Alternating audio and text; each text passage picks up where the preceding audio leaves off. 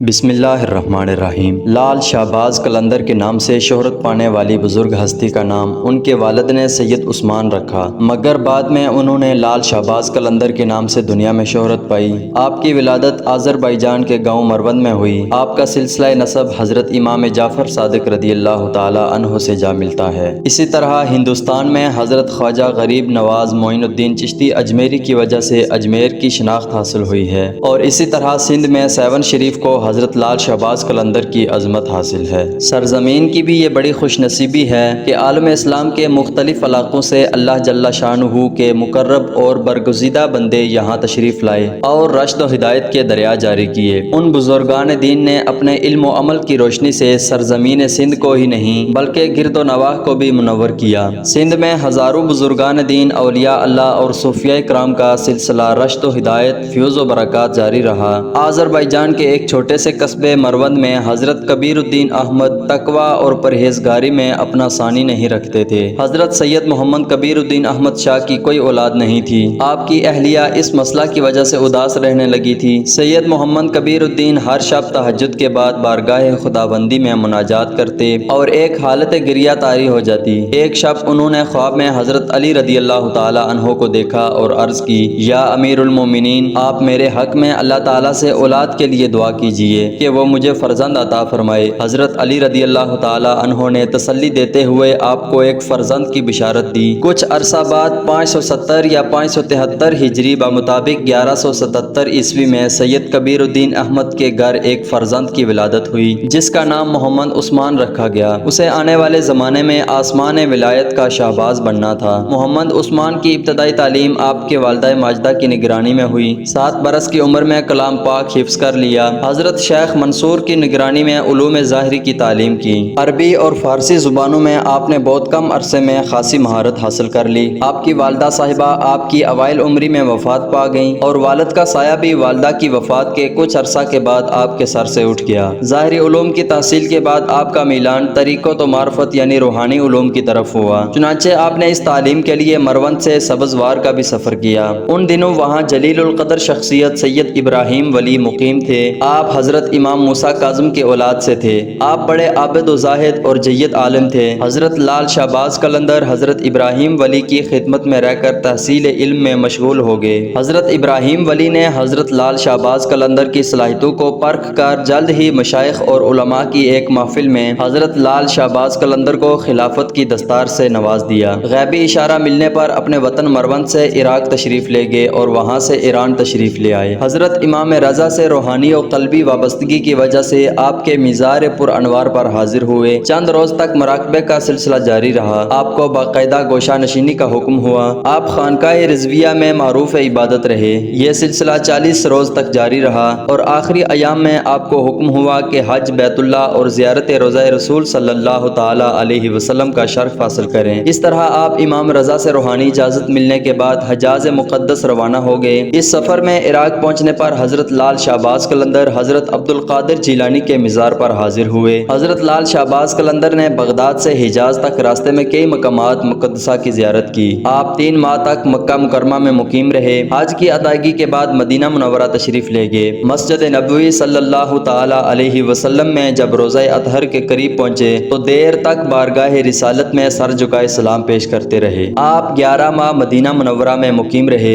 غیبی اشارہ ملنے پر آپ سندھ کی طرف روانہ ہو گئے۔ سفر کے دوران شہباز قلندر مکران کے ساحل پر پہنچے۔ جب آپ وادی بنج گور میں داخل ہوئے تو ایک سرسبز میدان نے آپ کے قدم پکڑ لیے۔ آپ نے یہاں چلہ کشی کی اور اس میدان کو یادگار بنا دیا۔ مقامی مکرانیوں نے اس ویرانے میں ایک فقیر کو چلہ کشی کرتے دیکھا تو دیدار کے لیے امڑ کر آ گئے۔ آپ کی عبادت اور ریاضت سے متاثر ہو کر ہزاروں مکرانیوں اور بلوچوں نے اسلام قبول کیا اور آپ کے مرید ہو گئے۔ یہاں ایک عرصہ قیام کرنے کے بعد آپ اس دشت کو دشت شہباز بنا کر آگے بڑھ گئے۔ آپ جب پسنی سے گزرے تو ایک گڈریا اپنی بکریوں کا ریوڑ لے کر جا رہا تھا۔ آپ عالم جذب میں تھے۔ وہ گڈریا اپنی بکریوں کو بھول کر آپ کے قدموں میں بیٹھ گیا۔ آپ نے چند دن کے ساتھ میں اسے اپنے رنگ میں ایسا رنگا کہ آپ کے جانے کے بعد وہ گڈریا لال کے لقب سے مشہور ہو گیا۔ پسنی بندرگاہ کے ٹیلے کی دوسری جانب گڈریا لال کا ایک مزار آج تک اسی گڈریا کی یاد دلاتا ہے۔ یہاں سے آپ سندھ میں داخل ہوئے لیکن رکے بغیر سیدھے ملتان پہنچے اور شہر ملتان کے مضافات میں قیام فرمایا۔ آپ کی شخصیت سے متاثر ہو کر ملتان اور گرد و نواح کے لوگ آپ کے پاس آنے لگے۔ ہر وقت لوگوں کا ایک ہجوم رہنے لگا۔ یہ لوگ طرح طرح کے مسائل لے کر آپ کے پاس آتے۔ قلندر شہباز کی دعاؤں سے بے شمار مریضوں کو شفا ملی، لاتعداد دکھیاروں کے دکھ دور ہوئے۔ ان خوش نصیب لوگوں کی زبانی قلندر شہباز کی کرامات کا شہرہ بھی دور دور تک ہونے لگا۔ ملتان کے قاضی علامہ قطب الدین کاشانی کی سماعت بھی ان قصوں سے آشنا ہوئی۔ علامہ قطب الدین کاشانی ایک عالم فاضل شخص تھے، لیکن صوفیت اور درویشی پر یقین نہیں رکھتے تھے۔ انہوں نے آپ کے خلاف فتویٰ جاری کر دیا۔ حضرت لال شہباز قلندر کے کسی عقیدت مند نے قاضی کا یہ فتویٰ آپ تک بھی پہنچا دیا۔ آپ چند خدمتگاروں کے ساتھ ملتان کی طرف روانہ ہو گئے۔ حضرت بہاؤالدین زکریا کی روحانی ولایت سے اس وقت ملتان جلوہ افروز ہو رہا تھا۔ ہر روز مجلس ارشاد کا انعقاد ہوتا تھا۔ ہزاروں طالبان حق کے کسب فیض کے لیے حاضر ہوتے تھے۔ آپ مسند ارشاد پر جلوہ افروز تھے کہ کسی نے اطلاع دی حضرت عثمان مروندی قلندر نام کے کوئی بزرگ علامہ قطب الدین کاشانی سے مناظرے کے لیے تشریف لا رہے ہیں۔ آپ نے کہا جاؤ اور قلندر کو نرمی سے سمجھا بجھا کر میرے پاس لے آؤ۔ حضرت لال شہباز قلندر ابھی ملتان کے دروازے پر پہنچے تھے کہ بہاؤالدین زکریا ملتانی کے مریدین آپ کے استقبال کے لیے پہنچ گئے۔ اب آپ کے قدم قاضی کی عدالت کے بجائے حضرت بہاؤالدین زکریا کی خانقاہ کی جانب تھے۔ حضرت بہاؤالدین زکریا سے پہلی ہی ملاقات دوستی میں تبدیل ہو گئی۔ حضرت لال شہباز قلندر ایسی صحبتوں کے متلاشی تھے، خانقاہ میں بیٹھے تو اٹھنا بھول گئے، دن رات صحبتیں رہنے لگیں۔ اسی خانقاہ میں آپ کی ملاقات حضرت فرید الدین گنج شکر اور حضرت سرخ بخاری سے ہوئی۔ اس زمانے میں خطہ پنجاب اور سندھ میں کرامتہ فرقے کا بہت زیادہ اثر تھا۔ ان کے عقائد بنیادی اسلامی تعلیمات کے منافی تھے۔ خطہ پنجاب میں کئی علاقے ایسے تھے جہاں ابھی تک اسلام کی روشنی نہیں پہنچی تھی۔ ان حالات کے پیش نظر حضرت بہاؤالدین زکریا نے رشد و ہدایت اور اسلام کی تبلیغ کا ایک عملی منصوبہ تیار کیا۔ ایک طرف اپنے مریدوں کو مختلف تبلیغی دوروں پر روانہ کیا تو دوسری جانب حضرت لال شہباز قلندر، حضرت فرید الدین گنج شکر اور سید جلال سرخ بخاری کے ہمراہ تبلیغی دوروں پر روانہ ہوئے۔ یہ چاروں بزرگ کافی عرصہ ایک ساتھ رہے۔ بعد میں یہ چاروں بزرگ چار یار کے نام سے بھی مشہور ہوئے۔ حضرت لال شہباز قلندر کی شخصیت میں ایک خاص قسم کی کشش تھی جس کی وجہ سے لوگ آپ سے بہت متاثر ہوتے تھے۔ آپ ان تبلیغی دوروں میں جہاں بھی گئے آپ سے بے پناہ کرامات بھی ظاہر ہوئیں جن سے عوام الناس میں آپ کو بے حد مقبولیت حاصل ہوئی۔ ان اولیاء اللہ کی تبلیغی کوششوں نے لوگوں کو بہت سکون اور اعتماد عطا کیا اور لوگ کثرت سے اسلام قبول کرتے چلے گئے۔ ہندوستان کے مختلف شہروں کی حضرت لال شہباز قلندر سیاحت کرتے ہوئے جونا گڑھ تشریف لائے۔ ان دنوں یہاں کے لوگ ایک عجیب مصیبت میں گرفتار تھے۔ دن کی ایک خاص گھڑی میں ایک زنبیل اور ڈنڈا نظر آتا تھا، اسے کون پکڑے ہوئے ہے کچھ نظر نہ آتا تھا،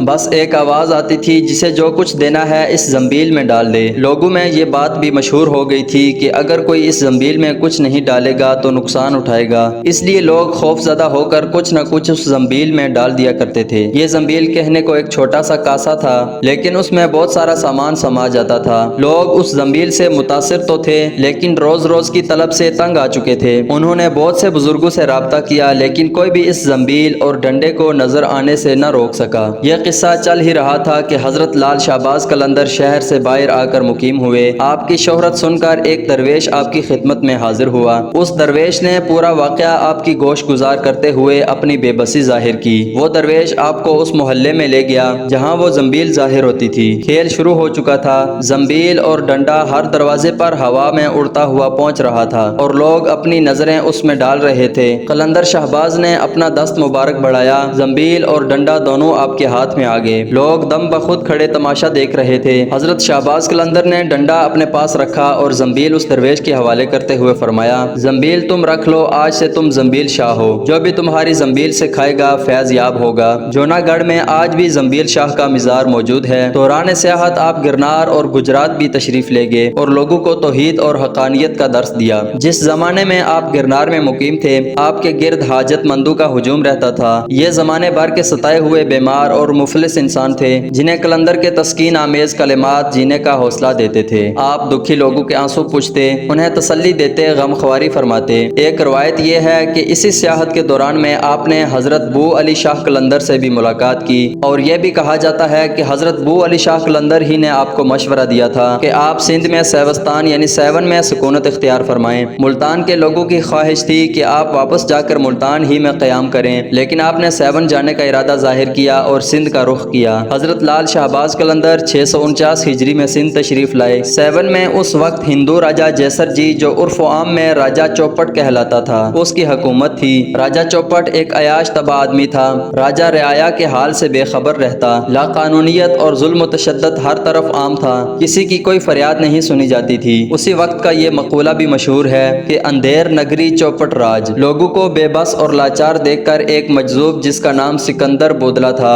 وہ اکثر ایک نعرہ مستانہ لگایا کرتا تھا کہ میرا مرشد آنے والا ہے، ظلم کا زوال ہونے والا ہے۔ سکندر بودلہ سیوستان کی پہاڑوں میں عبادت و ریاضت کرتے تھے۔ ایک رات بزرگ نے خواب میں آواز غیبی سنی کہ ایک مرد قلندر آ رہا ہے جو ظلمت کو نور میں تبدیل کر دے گا۔ پھر اکثر ان بزرگ کی زبان پر یہ ورد رہتا تھا کہ میرا مرشد سائیں آ رہا ہے۔ اس نعرے کو سن کر شہر کے لوگوں کے دلوں سے دعا اٹھتی کہ خدا کرے ہمارا نجات دہندہ جلد آئے اور ہمیں راجہ کے ظلم سے بچائے۔ مجذوب کی آواز میں ایسی کڑک تھی کہ راجہ کے قلعے کی دیوار کو چیرتی ہوئی اندر آ جاتی تھی۔ رات کے اندھیرے اور سناٹے میں یہ پرسوز آواز اہل قلعہ کی نیندیں اڑا دیتی تھی۔ شروع میں تو راجہ اور قلعہ کے لوگوں نے نعروں کو سن کر نظر انداز کر دیا تھا۔ جب نعروں میں شدت آ گئی تو وہ بھی بوکھلا اٹھے۔ ان فلک شگاف نعروں نے نہ جانے کیوں راجہ جیسر کو نہ صرف مشتعل کرتا بلکہ خوفزدہ کر دیا تھا۔ بالآخر راجہ کے سپاہی گئے اور اس مجذوب کو گرفتار کر کے راجہ کے پاس لے آئے۔ راجہ کے سامنے بھی سکندر بودلہ کی زبان پر یہی الفاظ تھے،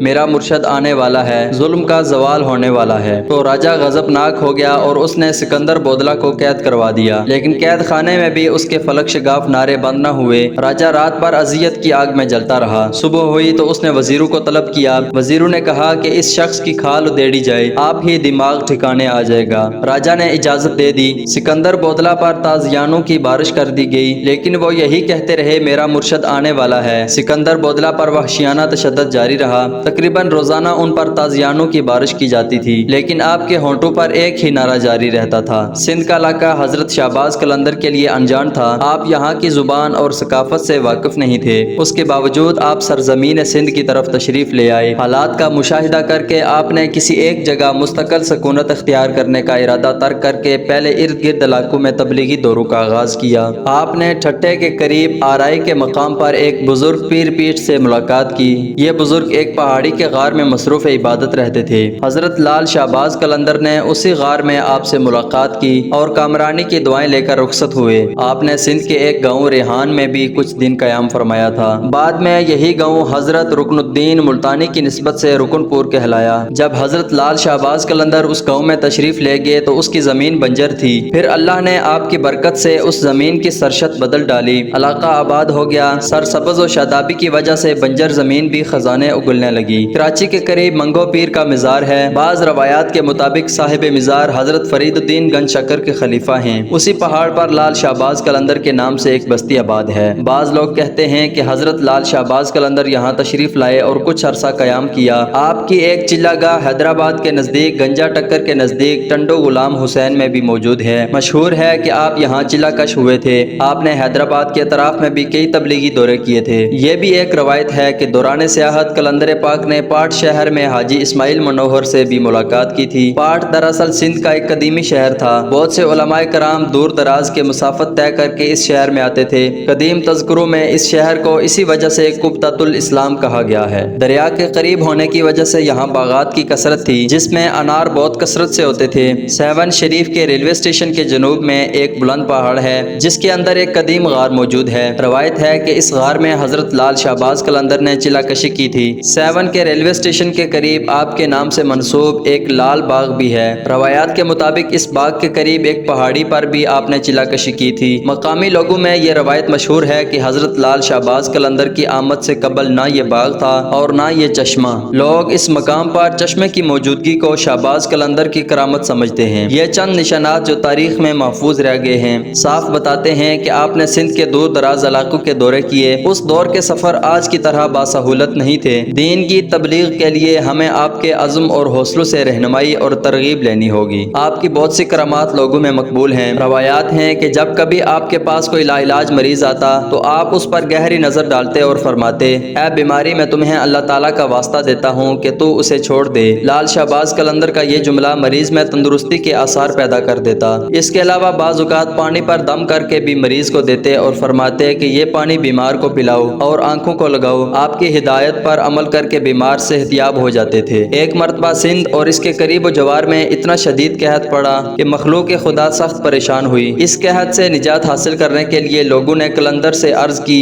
کہ آپ اللہ تعالیٰ سے دعا کریں کہ ہمیں اس قحط سے نجات دے دے۔ حضرت لال شہباز قلندر نے بارگاہ یزدی میں دعا کی۔ ابھی دعا میں مصروف ہی تھے کہ بارش ہو گئی اور اتنی شدید بارش ہوئی کہ جتنے بھی خشک کھیت تھے وہ پانی سے بھر گئے، ندی نالے پر ہو گئے اور مخلوق خدا نے سکون کا سانس لیا۔ وادی مہران سندھ کے مختلف علاقوں کو فیضیاب کرنے کے بعد حضرت لال شہباز قلندر سیوستان یعنی سیون میں مقیم ہوئے، جہاں آپ کو بڑی پذیرائی حاصل ہوئی اور آپ کے حسن و اخلاق کی بہت دور دور تک شہرت ہو گئی۔ لال شہباز قلندر اور ان کے ساتھیوں نے جس میدان میں پڑاؤ ڈالا تھا اس کے قریب ایک بستی میں شراب و شباب کی خرید و فروخت ہوتی تھی۔ درویش کے پڑاؤ کی وجہ سے اس بستی کے مکینوں نے خوف محسوس کیا اور راجا کے پاس جا کر ان کی شکایت کی۔ ان لوگوں کی دروغ گوئی سن کر راجا غصہ سے تلملا اٹھا۔ اس نے بہت مغرور لہجے میں اپنے کوتوال کو حکم دیا کہ ان مسلمان فقیروں کو بے عزت کر کے اس کی ریاست سے نکال دیا جائے۔ راجا جیر جی کے سپاہی گدڑی پوشوں کے خیمے میں داخل ہوئے اور انہیں حاکم سیوستان کا حکم سنایا۔ گدڑی پوشوں نے کہا کہ ہم صرف اپنے مرشد کے حکم کی پابندی کرتے ہیں، اگر تمہیں کچھ کہنا ہے تو ان سے کہو۔ راجا جیر جی کے سپاہی اسی حالت غضب میں شہباز قلندر کے خیمے کی طرف بڑھے مگر اندر داخل نہیں ہو سکے۔ سپاہیوں کو ایسا محسوس ہوا جیسے ان کے پیروں کی طاقت سلب ہو چکی ہے اور وہ اپنے جسم کو حرکت دینے سے قاصر ہیں۔ پھر جب سپاہیوں نے واپسی کا ارادہ کیا تو ان کی ساری طاقت بحال ہو گئی۔ سپاہیوں نے دوبارہ خیمے میں جانے کی کوشش کی، اس بار بھی ان کے ساتھ ایسا ہی ہوا۔ مجبوراً سپاہی کچھ کیے بنا واپس چلے گئے۔ راجا جیر جی اپنے سپاہیوں کی مجبوری کا قصہ سن کر چراغ پا ہو گیا۔ اس نے فوری طور پر اپنے وزیروں، مشیروں اور درباری نجومیوں کو طلب کر لیا۔ تمام واقعات سن کر حاکم سیون کی طرح ارکان سلطنت اور ستاروں کا علم جاننے والے بھی حیران و پریشان تھے۔ پھر درباری نجومیوں نے ستاروں کی چال اور ذائچے وغیرہ بنائے تو یکا یک ان کے چہروں پر خوف کے گہرے سائے لرزنے لگے۔ نجومیوں نے راجا جیر جی سے عرض کیا، ذائچے بتاتے ہیں کہ ایک شخص حدود سلطنت میں داخل ہوگا اور پھر وہی شخص اقتدار کے ساتھ ساتھ آپ کی زندگی کے لیے بھی ایک سنگین خطرہ بن جائے گا۔ شاید وہی شخص ہے جس کے ایک مجذوب شاگرد کو آپ نے قید میں ڈال دیا ہے۔ نئی چال سوچی گئی۔ وزیروں کے کہنے پر ہیرے، جواہرات اور اشرفیوں سے بھرا ہوا خوان لے کر شہباز قلندر کی خدمت میں پیش کیا گیا کہ اسے قبول فرمائیں اور کسی دوسری جگہ قیام فرما لیں۔ آپ نے حکم دیا کہ ان جواہرات کو آگ میں ڈال دو۔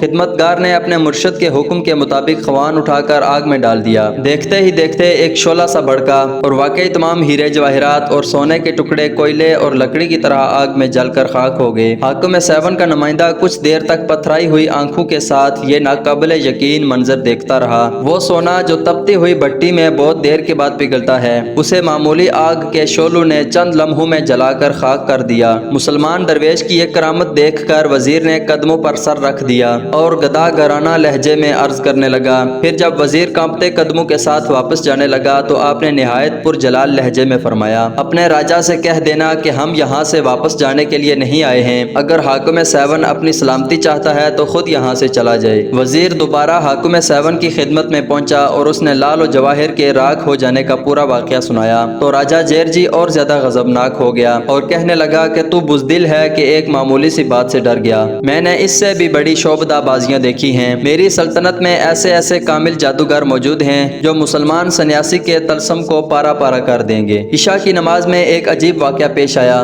حضرت شہباز قلندر نے خدمتگاروں کی موجودگی میں قلعہ کی جانب رخ کرتے ہوئے فرمایا، بودلا اب تم ہمارے پاس چلے آؤ۔ خدمتگار پریشان تھے کہ مرشد کسے پکار رہے ہیں۔ سکندر بودلا جو راجا جیر جی کی قید میں تھے اور کئی مہینے سے دردناک سزائیں برداشت کر رہے تھے، ادھر آپ کی زبان مبارک سے یہ کلمات ادا ہوئے اور ادھر بودلا کا جسم اچانک زنجیروں سے آزاد ہو گیا۔ بودلا ابھی اسی حیرانی میں تھے کہ یکا یک زندان کا دروازہ کھل گیا۔ بودلا کو اپنے مرشد کی آواز سنائی دی۔ بودلا سمجھ گئے کہ یہ مدد کے سوا کچھ نہیں۔ اس نے بے اختیار نعرہ لگایا، میرا مرشد آ گیا، میرا مرشد آ گیا۔ شدید زخمی ہونے کے سبب بودلا تیزی سے اٹھے اور قید خانے سے باہر کی جانب دوڑنے لگے۔ آخر اس میدان میں پہنچ گئے جہاں لال شہباز قلندر اور ان کے ساتھیوں نے قیام کیا ہوا تھا۔ بودلا سے مل کر لال شہباز قلندر نے اپنے مریدوں کو بتایا کہ یہی تمہارا بھائی بودلا ہے، اسے حاکم سیون نے ناحق ستایا ہے، انشاءاللہ وہ بہت جلد اپنے عبرتناک انجام کو پہنچے گا۔ شدید مخالفتوں کے باوجود آپ نے سیون شریف میں رہ کر اسلام کا نور پھیلایا، ہزاروں لوگوں کو راہ ہدایت دکھائی، لاتعداد بھٹکے ہوئے افراد کا رشتہ خدا سے جوڑا، لوگوں کو اخلاق اور محبت کی تعلیم دی، سچائی اور نیکی کی لگن انسانوں کے دلوں میں اجاگر کی۔ آپ کی تعلیمات اور حسن سلوک سے سیون کی ایسی کایا پلٹی کہ بہت بڑی تعداد میں غیر مسلموں نے اسلام قبول کر لیا۔ آپ نے لاتعداد بھٹکے ہوئے افراد کا رشتہ خدا خدا سے جوڑا،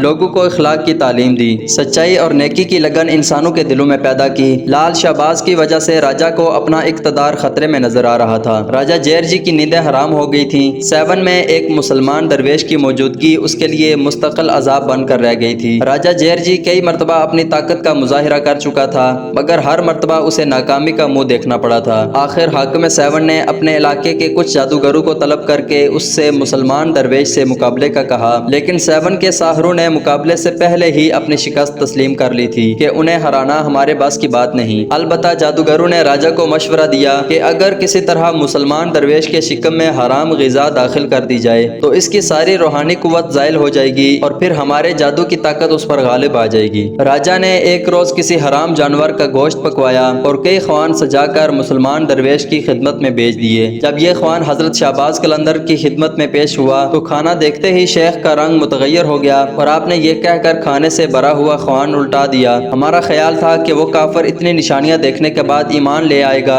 مگر جس کی تقدیر میں ہلاکت و بربادی لکھی جا چکی ہو اسے اللہ کے سوا کوئی نہیں ٹال سکتا۔ مرشد کے اس عمل سے خدام پر لرزہ طاری ہو گیا۔ پھر دوسرے ہی لمحے زمین بھی لرزنے لگی۔ سیون شدید زلزلے کی لپیٹ میں تھا۔ زمین نے 2-3 کروٹیں لی اور طاقت و اقتدار کا سارا کھیل ختم ہو گیا۔ ادھر شیخ کے سامنے خوان الٹا پڑا تھا۔ راجہ جیر جی کے قلعے کی بنیادیں الٹی ہو گئی تھیں۔ حضرت لال شہباز قلندر نہ صرف صوفی با عمل بزرگ تھے بلکہ آپ نے علم کی ترویج کے لیے بھی گراں قدر خدمات سر انجام دی۔ حضرت لال شہباز قلندر صرف و نحو کے بھی ماہر تھے۔ ایک مغربی مورخ کے تحقیق کے مطابق حضرت لال شہباز قلندر ایک عظیم ماہر لسانیات بھی تھے۔ آپ نے 4 کتابیں گرامر اور لسانیات کے حوالے سے فارسی زبان میں تحریر کی تھی۔ مشہور سیاح ابن بطوطہ دنیا کا سفر کرتے ہوئے 734 ہجری میں جب سیون پہنچا تو اس نے آپ کے مزار مبارک کی زیارت کی تھی اور آپ کی خانقاہ میں ٹھہرا۔ مشہور محقق شیخ اکرم نے بھی اپنی کتاب موج کوثر میں برٹن کی ہسٹری آف سندھ کے حوالے سے 2 مشہور کتابوں میزان و صرف اور صرف سفر کا تذکرہ کیا ہے جو کہ حضرت لال شہباز کی تحریر کردہ تھی۔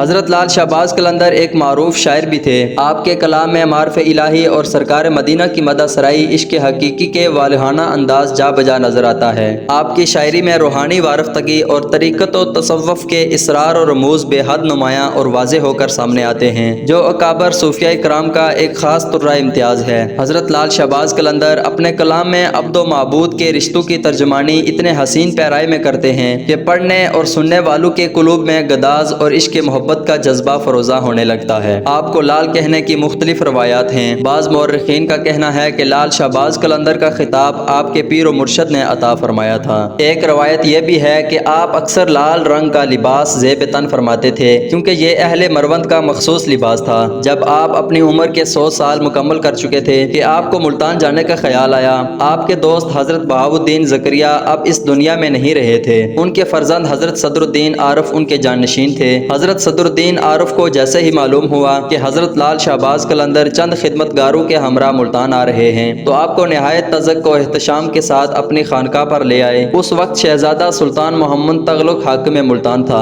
اس نے بھی اپنے دربار میں محفل سما رکھی اور حضرت لال شہباز کو اپنے دربار میں مدعو کیا۔ آپ نے دعوت قبول کر لی۔ کہتے ہیں کہ اس محفل میں دوران سما اچانک حضرت لال شہباز قلندر پر وجد کی کیفیت طاری ہو گئی۔ آپ حالت وجد میں اٹھے اور رقص کرنے لگے۔ آپ کی یہی وجدانہ رقص اس دھمال کی بنیاد بنا جو آج بھی آپ کے مزار پر دیکھا جا سکتا ہے۔ سلطان نے خواہش ظاہر کی کہ آپ ملتان میں ہی قیام فرمائیں، مگر آپ نے فرمایا کہ آپ سیون میں ہی رہیں گے۔ آپ کے ساتھ سلطان محمد تغلق کو اتنی عقیدت تھی کہ سلطان کی وفات کے بعد سلطان کی میت کو ٹھٹھا سے سیون لایا گیا اور آپ کی خانقاہ کے قریب و جوار میں دفن کیا گیا۔ حضرت لال شہباز قلندر نے تقریباً 103 برس، بعض تذکروں کے مطابق 112 برس کی عمر پائی۔ آسمان ولایت کا یہ شہباز اور سیون اور سندھ کے گرد و نواح کے تاریک علاقوں کو نور اسلام سے منور کرنے والا یہ آفتاب 18 شعبان المعظم 673 ہجری بمطابق 1275 عیسوی میں غروب ہو گیا، لیکن لوگوں کے دلوں میں تا قیامت اس آفتاب کی روشنی باقی رہے گی۔